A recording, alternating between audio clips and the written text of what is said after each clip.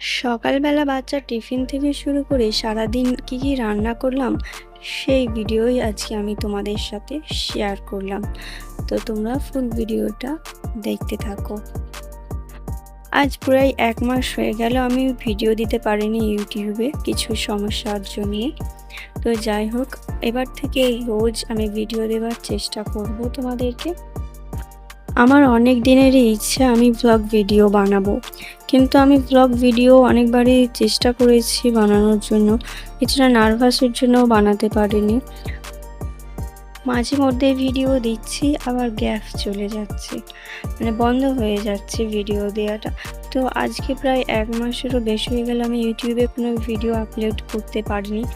আজকে থেকে আমি ডেইলি ব্লগ ভিডিও ছাড়ার চেষ্টা করব। তো আজকের রান্নাটা মানে খুব সিম্পলভাবেই রান্না করেছি সারাদিনের। আজকে মসুর ডাল আর মুগ ডাল দিয়ে হাতে মেখে সিম্পলভাবে ডাল রান্না। এদিকে ডালটা আমি বসিয়ে দিয়ে বাচ্চাকে স্কুলের জন্য রেডি করতে চলে গিয়েছিলাম। তো ডালটা সিদ্ধ হয়ে গেছে, আমি এতে কিছু মশলা দিয়ে ডালটাকে ভালোভাবে ঘেঁটে নেব। আসলে জয়েন্ট ফ্যামিলি আর সেপারেট ফ্যামিলির পার্থক্যটা অনেকই। মানে যখন আমরা জয়েন্ট ফ্যামিলিতে ছিলাম, তো শ্বশুর শাশুড়ির সাথে জায়েরা থাকতো, ননদ থাকতো, তো সবাইকে মিলে বেশ অনেকে হ্যাপি থাকা হতো। হ্যাঁ, বড় ফ্যামিলি সবাইকে নিয়ে একটু কাজটা বেশি থাকতো, কিন্তু আনন্দটা অনেকটাই থাকতো।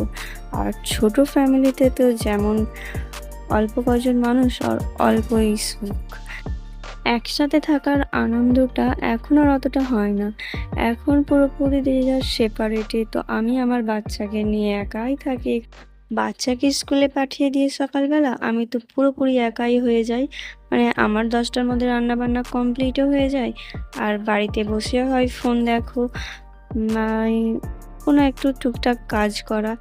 আর পুরো টাইমটাই বেকার পড়ে থাকে। না তো কেউ থাকে গল্প করার জন্য, আর না কিছু, মানে বোরও লাগে। সারাদিন আবার ফোন ঘাঁটতেও ভালো লাগে না। ফোনে কিছু ভিডিও ছেড়ে দেখি, যদি আমি একটু ফ্রি টাইমে তোমাদের ভালোবাসা পাই। এই দেখো, আজকের রান্নাটা হচ্ছে সবজি রান্না করব, ঢ্যাঁড়স আর চিংড়ি মাছ দিয়ে ঢ্যাঁড়স রান্নার রেসিপিটা তোমাদের সাথে আজকে শেয়ার করলাম। আজকে বাড়িতে আমাদের রান্না বলতে ডাল রান্না করলাম আর এই সবজি তরকারি। আর জানো তো, আমার ছেলেটা এই ঢ্যাঁড়স রান্না খেতে খুব পছন্দ করে। অনেক বাচ্চাই আছে যে সবজি খেতে বেশি পছন্দ করে না, আমার বাচ্চাও অতটা করে না, কিন্তু ঢ্যাঁড়স রান্না হলে সে না করে না, সে ঠিক খেয়ে নেয়।